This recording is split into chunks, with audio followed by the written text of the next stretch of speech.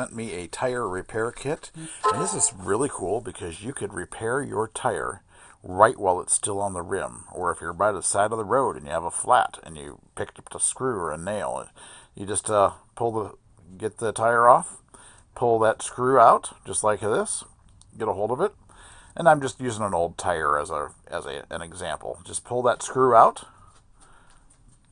the pliers.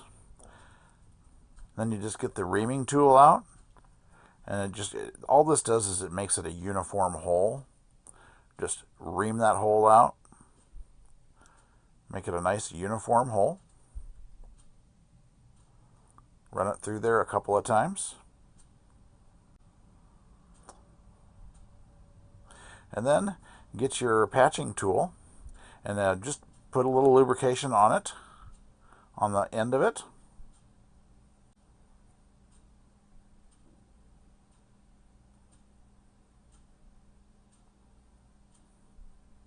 And then get a patching strip. And this is just a real soft, pliable rubber that's really tacky. And you want to just put it through the eye of that patching tool. And you're trying to get about half of it on each side, if you see what I'm doing here. And I missed it just a little bit, but